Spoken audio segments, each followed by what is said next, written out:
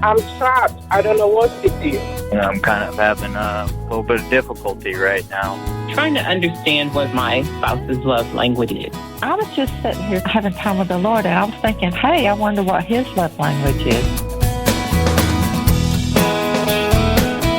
It's a conversation of the heart. Today on Building Relationships with Dr. Gary Chapman. We take your questions and concerns about your relationships. Whether single, married, divorced, or widowed, you'll benefit from the wisdom of our host, who is the author of the New York Times bestseller, The 5 Love Languages. And if you're interested in asking a question of Dr. Chapman, call us at 1-866-424-GARY.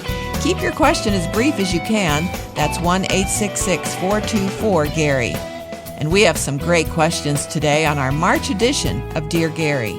And we have a great featured resource for you. It's the new and updated edition of the book that Gary wrote with Dr. Paul White, titled The 5 Languages of Appreciation in the Workplace. The subtitle is Empowering Organizations by Encouraging People. You can find that and more simple ways to strengthen your relationships at buildingrelationships.us. Gary, let me talk about the workplace as we begin. We don't get a lot of calls and questions about things happening on the job. And my guess is that might partly be because people don't want to ask a question on the radio about their boss or their coworker, and I get that. But what are some of the struggles that you and Dr. White address in that book as far as resolving conflicts and communication in the workplace? Well, Chris, of course, the whole book, the theme is learning how to express appreciation to people. And if people feel appreciated, it's easier to handle conflicts. But we do deal with that whole issue of if you've been hurt in the workplace by a fellow employee, if they don't come and apologize to you, you kindly go to them and say things like, if I had something that was bothering me, would this be a good time to share it with you? They're probably going to say yes because they're dying to know what is this, and then you can just share. You know what? I really felt put down, or I felt ignored, or I felt. Tell them whatever you felt. Whenever you describe what they did or what they said, and I just I value our relationship, and I just want to kind of clear the air. Maybe I misunderstood what you said. You're not going in a harsh way. You're going in a kind way, but you are, bringing it to their attention. And then you listen because maybe you did misunderstand. Maybe you took it the wrong way. And so it's resolved. And that's what we want to do. We don't want something happens to you, you feel hurt, and you feel angry or whatever other emotions you might feel. And then you just live with that, in your mind toward that person and just try to stay away from them. I mean, that's not the way to live life, especially if it's somebody you're going to be seeing every day, in your workplace. So I think we ought to really try to deal with conflicts or hurts that happen in the workplace, just as we do in other relationships. Because let's face it, if you're working with somebody on a regular basis, every day, all year long, 10 years or longer, it's going to be a whole lot better if you keep the relationships in a positive and healthy way. Yeah. I read the dedication to that again today before the program, and you and Paul White dedicate this to your parents, who you say didn't get as much appreciation as they deserved. And it strikes me that other generation, the generation before ours, kind of worked that way. It's like, well, you don't really get that much. You just keep on going. It doesn't matter whether your boss says something good to you or not. You just keep on doing what you're doing because at least you have a job, right? Yeah, and that was the main thing, at least for my parents. It was you got to have a job to live. And so you don't want to trouble the waters, especially if it's a superior. You don't want them to feel like you're unhappy or, you don't like what they're doing and that sort of thing. And that was kind of the atmosphere in those days. But I do think it's different today. I think more people, they want not only to work, they certainly want a job because they do need an income, but they'd like for it to be a healthy relationships with the people with whom they work. And that's why we wrote that book, is to really try to emphasize that. And a part of healthy relationships is learning how to express appreciation to the people that work with you or the people that work under your supervision. Right. And we thought we'd write that book just to managers, or leaders, but we thought, no, this can start with any small group within a large company that work together on a regular basis. And if all of them could read the book or get the concept and take the quiz called Motivating by Appreciation Inventory, learn each other's primary appreciation language and secondary, and they start learning how to appreciate each other, it can spread from one small group throughout the whole company because others are going to hear about it. Well, that's what an employer wants. You want this cohesion. You want to be a part of a team rather than all these little silos. And this is a great kind of wake-up call. If you haven't read it, The 5 Languages of Appreciation in the Workplace, we have a link for you at buildingrelationships.us. All right, Gary, we have calls. We have written questions. I want to start with one of those. A listener named Drew says this: I need some help. Much discussion is offered on how to give love across a diversity of love languages, but I don't know that I've ever heard much on how to receive love well in multiple languages. The risk of getting it wrong could lead to bitterness, critical attitudes, despair, and doubt, in my opinion. But I'd love to hear a more seasoned response and instruction on that. Thanks for your program. So, how do you receive love well in multiple languages? Well, Chris, I think this is why it's important to understand the concept of the 5 love languages, that there are 5 fundamental ways to express love to another individual. Each of us has a primary love language. And so, the emphasis is let's learn the primary love language of the other person, whether it's your spouse or your child or any other close relationship. But we also receive love. If we understand that there are 5 different ways to express love, it should help us if someone is communicating love to us in a language that's not our primary love language. Because we can say in our hearts and in our minds, oh, they're speaking, one of the love languages. That is a proper way to speak love language. It's not my primary language, but I'm going to give them credit for it because they are speaking acts of service or they are, speaking one of the other languages. I think that's the idea here in terms of receiving love in different languages. But again, I come back to the fundamental issue that if you are not receiving love in your primary love language, you're not going to feel loved. It's not going to fill your love tank. And the same thing is true with your partner. And so you focus on giving heavy doses of their primary love language. Hopefully they do the same for you. Then the other 4 can still be sprinkled in for extra credit because all of them are fine. We're not opposed to any one of them. But I think understanding the concept that there are different languages and a person who's never read the book may be expressing love to you in the best way they know how. And now if you understand and can say, oh yeah, that's the language they're speaking, you can give them credit for it emotionally in your own mind and heart because okay, they don't understand the concept, but they are indeed speaking a love language, and I'm going to give them credit for it. Again, 1-866-424-4279. We would love to hear from you today. Our featured resource at buildingrelationships.us is the book by Dr. Chapman and Dr. Paul White, The 5 Languages of Appreciation in the Workplace, Empowering Organizations by Encouraging People. It's completely updated and revised, and you can find a link at the website, buildingrelationships.us. Go to buildingrelationships.us. All right, let's go to your calls. The first one is a little vague, Gary, about her specific problem, so I'm not sure how much help that you can give her, but you can hear the pain in her voice about her marriage. Here's our first caller. Hi, Gary. I like your program, and I'm going through turbulences in my marriage. I'm stuck. I'm trapped. I don't know what to do. Thank you. Well, Chris, there are a number of individuals who are in marriage who feel that they are trapped. And there are different reasons for that, totally different reasons for that. Sometimes they're married to someone who is strung out on alcohol or drugs. And, they're just not dependable at all because of that. There are scores of reasons why people feel trapped in a marriage. But I think when you do feel trapped, what you want to do is reach out for help.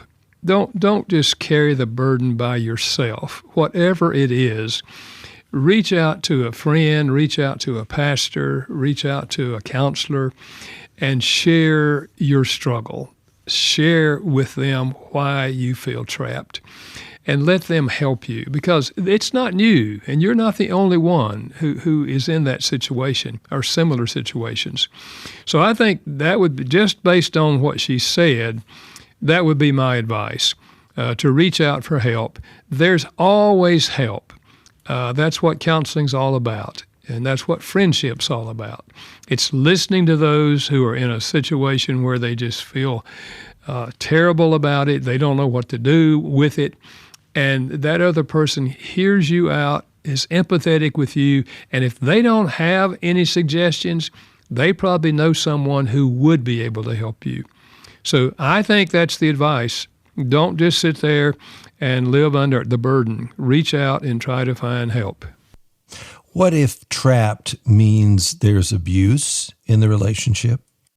I think if there's physical abuse or just continually verbal abuse, there is a place, no question about it in my mind, to say to them, I don't know how you feel about us, but I love you too much to sit here and do nothing. I don't think you could be happy with the way you're treating me. Maybe I'm wrong. Maybe you are happy about it, but I don't think you want to be that way. And so I'm going to go for counseling. I would love for you to go with me, but even if you don't, I'm going to go for counseling. That lets them know that you are about to change the paradigm. You're not just going to sit there and keep on going through what you're going through. And I think if they go for counseling with you, then yes, there's hope that there's going to be some changes made and the person come to understand what's going on. If they don't go with you, you go for counseling yourself. Because if you're going to then apply tough love, you need to be doing it with the help of a counselor. And by tough love, I mean there is a place to say, I love you too much to do nothing.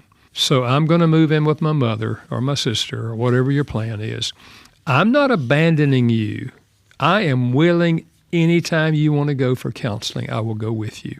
But I'm not going to sit here and let you continue to try to put me down, destroy me down, hit me, and whatever it is they're doing to you. I love you too much to just accept that. And so you take that move. But I think, first of all, before you do that, you want to see if they will go for counseling with you. That would be the better step. But there's a place for tough love if they don't respond at all.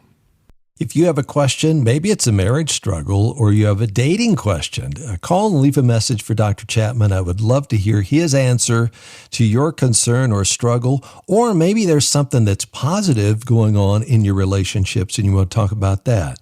Call 866-424-GARY, 866-424-4279. Here's our next caller who also has a marriage struggle. Hey, Gary. First-time caller. Been married for 2 years, and I'm kind of having a little bit of difficulty right now. Our relationship moved on towards the world instead of Jesus, and then right about when, there was a good turnaround, things got separated. Now, I know I've heard you guys talk about biblical outs before, so I'm just kind of curious as to how far those biblical outs go. Abandonment, sexual immorality, I mean, I'm a stone, but it doesn't mean that I'm not in pain, and I'm praying a lot. So I guess what I'm asking is, how far should I be a stone? Should I wait it all the way out, or should I, move on? Thank you for listening. Well, Chris, you have to feel for this young man. 2 years married, and I don't know what's going on, of course, what his spouse is doing or what he's doing for that matter. I'll tell you this, many of us who've been married now for many, many years look back when we were married 2 years and had the same kind of feelings he has. That we're married the wrong person, it's not working out. And so, you know, I can tell you, many of our listeners are empathetic with what he's saying. The answer does not come just with sitting there and just letting it happen, whatever it is that's going on. The answer comes in reaching out for help. So what I would encourage him to do is to say to his wife, honey, you know, we were in love a few years ago, and I loved you, and you loved me, but you know how things are today. And I feel like I have got to have help, and I would like for you to go with me, but I am going to see a counselor because I don't think either one of us want to put up with our relationship like it is now. And I don't want to abandon you. I still love you, but obviously we need some help. And you reach out for help. A step maybe before that would be to read a book such as the book I wrote called One More Try, What to Do When Your Marriage is Falling Apart.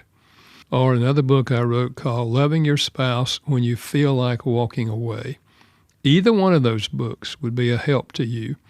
But ultimately, I think you're going to have outside help in terms of a counselor. And then doesn't mean that she will go with you for counseling. It doesn't mean that even if she does, that you can find a resolve, because you can't make a healthy marriage by yourself. But I can tell you that loving her in the right love language is the most powerful influence you can have on her. You can't make her change, but you can have a positive influence. But it doesn't come by criticizing her, by putting her down, and that sort of thing. It comes by loving her the way God loves us. He loved us when we were still sinners and sent Christ to die for us. So keeping a loving attitude, and if you know her love language, speaking her love language, then your efforts to reach out for counseling and sharing that concept with her, she's far more likely to be responsive when she sees you treating her in a way that she knows she doesn't deserve, and that is a loving way. So it is normal after a passage of time, 2 years, 3 years, 5 years, whatever, or when children come into the marriage and you begin that family, it's normal, quote unquote, to have that change, stir things up in this way. But he said something at the beginning about moving toward the world, and I don't know how to interpret that. The way that I do is her values have changed in her life. She's making decisions that he doesn't agree with. She's going maybe a little bit different direction with her morality or whatever that means. And so how would you counsel him on that? Yeah, I think you're probably right, Chris, about that, because I do remember now that's what he said. And I think, again, you have to start where you are.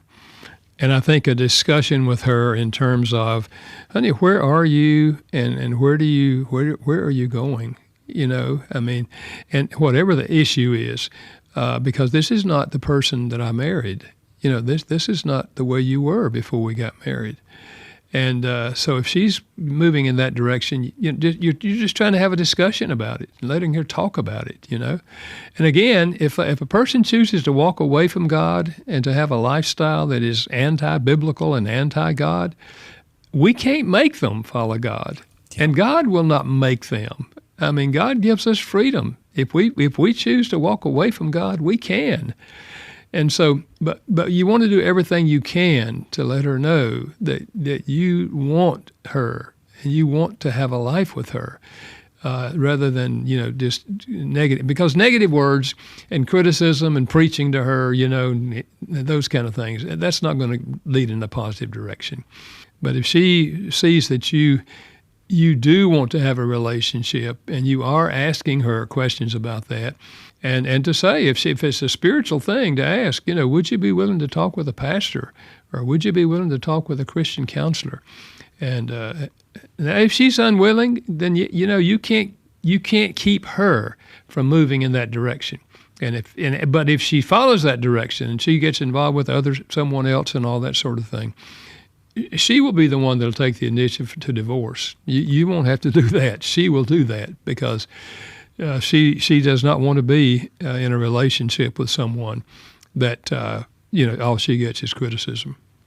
And I would add, if you ask her those questions, you have to listen, and it may be hard. And maybe that's one of the reasons why he's holding back. He doesn't want to hear what is really going on because that scares him. There's some fear there. So if you broach this conversation with her and you go deeper with her, you got to be willing to listen to what is really on her heart.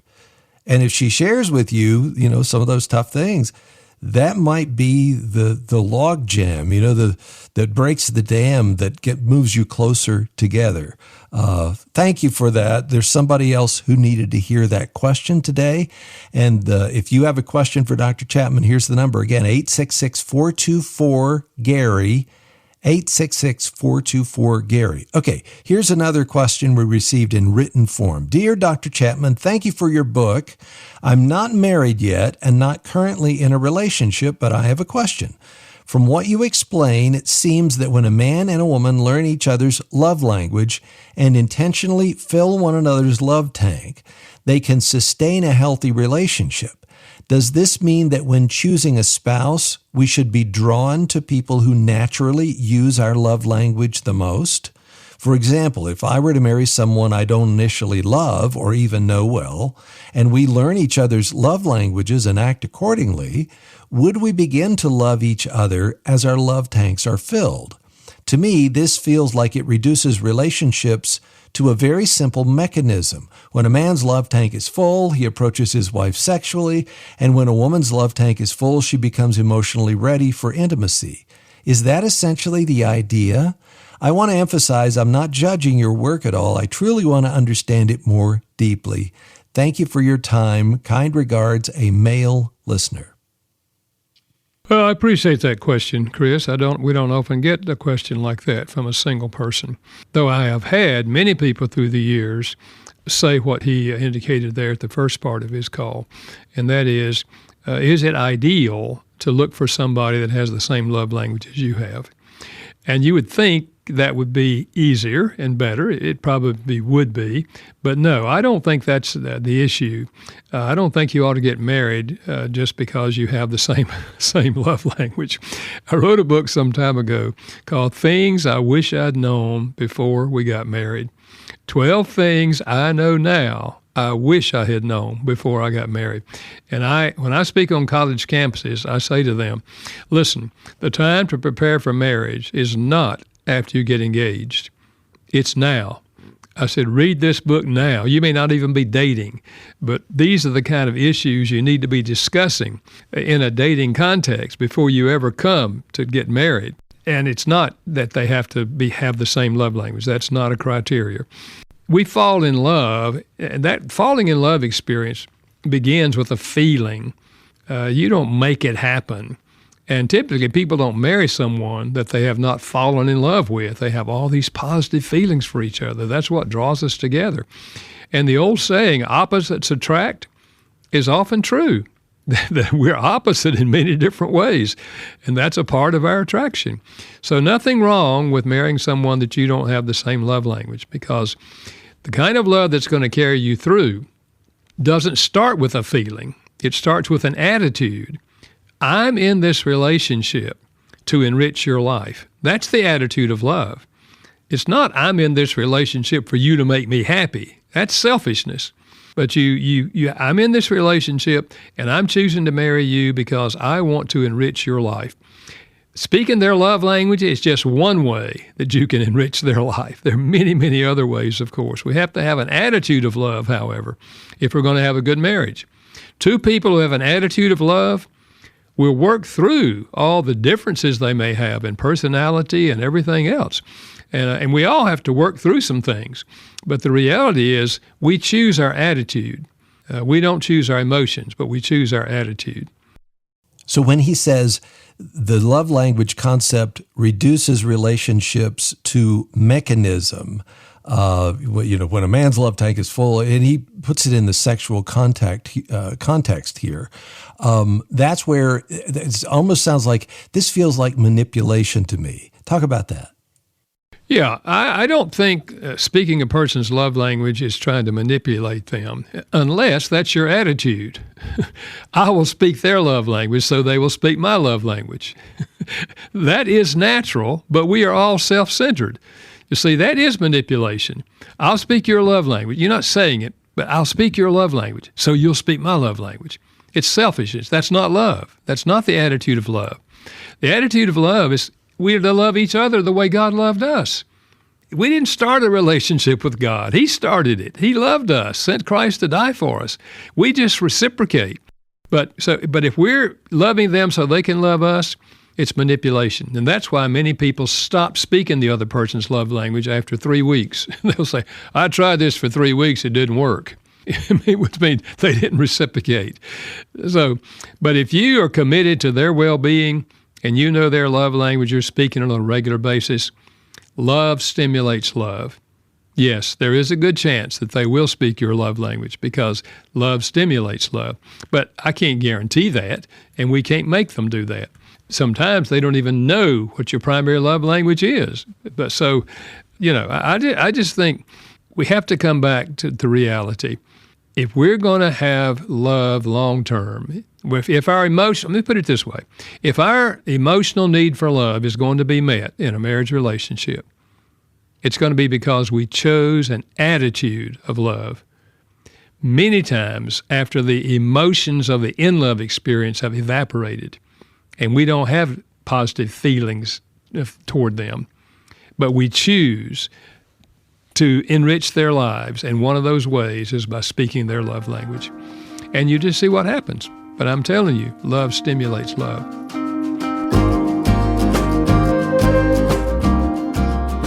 This is the Building Relationships with Dr. Gary Chapman podcast. He's the New York Times best-selling author of The 5 Love Languages. If you enjoy our program, visit our website, buildingrelationships.us. There you'll find simple ways to strengthen your relationships. Our featured resource is the book by Dr. Chapman and Dr. Paul White, The 5 Languages of Appreciation in the Workplace. We have a link for you at buildingrelationships.us or just go to 5lovelanguages.com. This is our Dear Gary broadcast for March, and we would love to hear from you if you have a question or maybe a follow-up to something you hear today. Here's the number, 866-424-GARY. Just leave a message, and we may use your question here on the program on a future broadcast. 1-866-424-4279. And by the way, turn down your radio in the background. There are sometimes we get questions, but we hear ourselves more than we hear your questions. So do that. Make sure it's a little quieter when you call 866-424-GARY. Gary, I want to do something that we've never done before, and that is go to some questions from an entirely different program. Back in February, I had Doctors Les and Leslie Parrott on Chris Fabry Live, and we talked about the book that you co-wrote with them, The Love Language That Matters Most. And I opened the phone lines and I said, if you have a love language problem, you call me. And so these are the questions, or some of them, that got through to the Parrotts, and I want to see what you have to say. First of all, to Diane, who called from Nashville with the most foundational question we could ask for. Here she is. Hi. I just had a question of trying to understand what my spouse's love language is. I think when you're first in a relationship, it's easier to do it, but longer term, it seems like it's more difficult to figure out what the person's love language is. Can you help me with that? Well, I think there are informal ways of discovering a person's love language. One is, how do they most often express love to you or to the children or other people that are close to them? Because we tend to speak our own love language. That would be the first question. The second question to ask, I think, is, what do they complain about most often? The complaint often reveals the love language. If they say, for example, I just feel like we don't spend any time together anymore, they're telling you quality time is their primary love language. Or if it's a particular holiday and they say, you didn't get me anything, they're telling you gifts is their love language. And it's a holiday and you didn't even give them a gift. So you listen to their complaints, and then also listen to what they request of you most often. If they're saying, for example, periodically, honey, could we take a walk together this afternoon or this evening? They're asking you for quality time, just the two of us walking together and talking. Or if they say to you, how do you think this looks? Talking about their clothing. They're asking you to give them words of affirmation. Or if they say to you, well, here's another complaint. I can't ever please you. Doesn't matter what I do, I can't please you. They're telling you words of affirmation is their language, but all they ever hear from you are critical words. If you put those three things together, you can pretty much figure out your spouse's love language. Now, if they haven't taken the online quiz and are willing to do it, I would certainly encourage that. And of course, the premium quiz now, where they learn not only their primary love language and what percentage the others are, but they get the dialects of those languages, that could be really, really helpful. Gary, refresh my memory then. How do you get that premium assessment? Where do you go? They go to the website, 5lovelanguages.com, the number 5lovelanguages.com, and click on premium assessment, or click on, I don't know if it says quizzes or assessment, and you'll find it easily. Okay, 5lovelanguages.com. Okay, so that was Diane's question. Here's the next caller who called in. Again, this was at the end of February. Now, Gary is answering these same questions that the parents answered. This is Janine. Hi. I found your programming and I love it. I'm really going through a difficult time right now. And I was just sitting here thinking, I was having time with the Lord, and I was thinking, hey, I wonder what his love language is. Because I want to know how to love him more. And even when we've gone through grief and a lot of things, we might not always feel love. We know he loves us, but we don't always feel love. Right. I don't even know what my love language is or whatever, but I was just thinking, wonder what God's is. The language of the heart, I guess, I'm sure, because he knows all about us. Well, on that last part, I would say, I wrote a book on that. God speaks your love language. And the fact is, God speaks all 5 love languages fluently. And I use biblical illustrations. I use church history illustrations. I use contemporary illustrations, that people are drawn to God when they sense his love in their love language. It's amazing the parallel you see between that. So God, I'm not saying God has a primary love language. God is love. All 5 of these are in the character of God, and he expresses love in all 5 ways. But she said she didn't even know her own love language, which makes me wonder if she's really read the original book of the 5 love languages, because in there I think she probably would discover her love language. But again, if you haven't discovered your love language in some other way, you can certainly go online and take the premium quiz, which gives you your primary love language, and the dialects of that language that are most important. So I would encourage that. I said on the program exactly what you said. Gary wrote the book on God and love language, and then I picked up something. I said, she gave us a clue. Janine gave us a clue because she started her question with, I was just sitting here spending time or having time with the Lord. And it's like, there it is. For her, quality time might be her love language if she's doing that, spending that time with God and thinking these deep thoughts about God. What do you think? I would agree, Chris. I think spending quality time with God is some people's primary love language, and if so, they easily do that. Other people, it's a strain for them to sit down every day, and it doesn't come natural for them. We all need it, but for some people, it's easy. That's kind of the highlight of their day, because quality time is their language. The love language that matters most was the topic we talked about with the parrots, and Kathy called on that program. Here's her question. I know that my husband's primary love language is act of services, and the main one that he wants is for me to be able to keep the kitchen clean, and I'm having trouble meeting that love language. I mean, I physically have problems, and he knows that I don't do it on purpose because I have really bad attention deficit. I go into another room and I start another project because there's so many things to do, and I could be leaving everything out. And the thing is that, you know, he understands, but it doesn't make me be able to do what he wants me to do. So you've gone the first step, though. You know what it is that will show love to him. So you've got that. You know, it's like you've gotten over that hurdle. Got that, yes.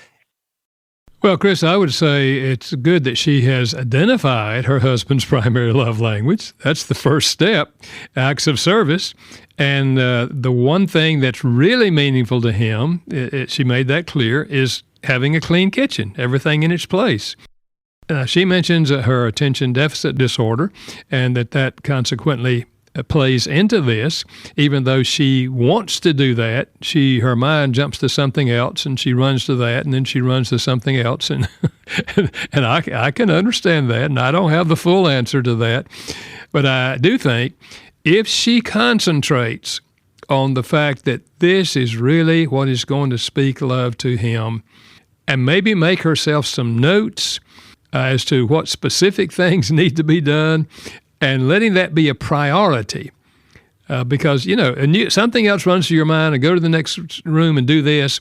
But if you know that this is a priority, and you make it a priority, even with some difficulty, I think you can learn to do the thing that really is meaningful to him. So that would be my thoughts, but I don't have attention deficit disorder, so I can't identify totally with that. Okay. I identify with it because I'll be working on something, and then I got to do this, and then the trash needs to be taken out, and a half hour later I'm somewhere else. So I get what Kathy's talking about, but I have heard you say, and this works for long distance relationships, or someone who has a physical difficulty and they are bedbound. They can't do it to do anything for the other person. Or they can have a conversation, but they can't do those acts of service. I've heard you say just the expression or writing something down or saying something. If I could get up from here, here's what I would do for you. If I could keep my mind focused on something, what I would love to do is just that kind of expression to the other person makes a difference, doesn't it? Absolutely, Chris, because it gives them your intention. It expresses to them what's on your heart. If I could do this, I would, because I really love you. Yes, absolutely. And we all have some limitations. They may be mental, emotional, physical limitations. But as you said, there are some people who cannot do certain things because of physical difficulties. But I think expressing what you would do if you could communicates to them on an emotional level that you love them. Gary, I want to give you one more question from the Chris Fabry Live program that we had with Doctors Les and Leslie Parrott. We were talking about your book, The Love Language That Matters Most. And here's what Luis asked. Yes, I would like to ask, I understand my wife is a narcissist by what I have learned here in Moody Radio, all the shows I have spoke about it, and I'd like to know how can I use these 5 love languages when a person today, it might be a little loving, tomorrow, it's so many different ways that she expresses herself. That is, no matter what I do, no matter what I do as a Christian man, as a loving husband, everything is wrong. And the only affection she shows is maybe when she needs something or try every single thing on the book. Well, you can hear his frustration, and what I hear him saying is that he really feels like he is a good husband and he is doing everything he can to communicate that he loves her and cares for her, but it's almost like nothing ever pleases her. He's never good enough, and so he doesn't get any affirmation coming from all the things that he's doing. And I think many of our listeners can identify with that because they've probably been there themselves. Because we tend to see ourselves as doing good things, and if we know the love language, we're trying to speak their love language if we know their love language. And I'm not sure if he's ever really dug into that to know that he really knows what her love language is. But that would be important. I think it would be one of the first things I would say if I were counseling him in the office is let's find out for sure that you know what your wife's primary love language is. Because maybe you are expressing love to her in your mind. You're doing all kinds of things for her, but you still may not be hitting the target if you don't know what her primary love language is. So I would say to him, if he hasn't taken the quiz, either the free quiz or the premium quiz, I would encourage him to, both of them, to take it and then talk about their relationship. I can guarantee you, it will open up conversation with you when you start talking about it. Now, maybe she has a problem that she's just a negative person. Her personality is negative. And in that case, it probably is not going to change unless she gets some outside help, by which I mean a Christian counselor who can sit down and help her begin to realize that the pattern that she's developed in her mind, that there's something wrong with everything. We've got to change the pattern. But it does not happen without help. So I would encourage her, if she was open to that, to get counseling and begin to recognize the positive things in life. Because folks who have a negative attitude, everything, it's not just the marriage, it's everything is negative to them in their life. And it's a terrible way to live, but that pattern can be broken with the right kind of help. Yeah. And a loving spouse can be a part of that. But as you've said earlier, and you said many times, you can't change your spouse. You cannot do that. You can be an agent of change, but you can't change them. So again, we've been talking about the book, The Love Language That Matters Most. You can find out more about that, as well as our featured resource today at buildingrelationships.us. We have time for one more question, another written question from a single listener. Dear Dr. Chapman, I'm currently reading your book, The 5 Love Languages. I'm learning so much from it. Thank you for the wisdom you share. I'm going through some struggles with my boyfriend and was wondering if you might be able to offer some advice. We have been dating for about a year, and we are both over 25 years old. He's very special to me. He's a Christian like I am, and he prays every day, asking God to show him ways how to love me better, and I do the same.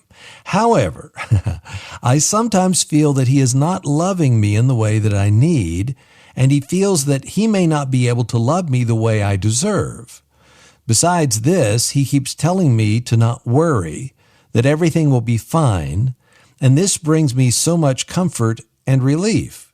Do you think this is something we could overcome? We truly want this relationship to work. Sending you blessings, and then she gives her name, and I'll keep her anonymous. What would you say to her?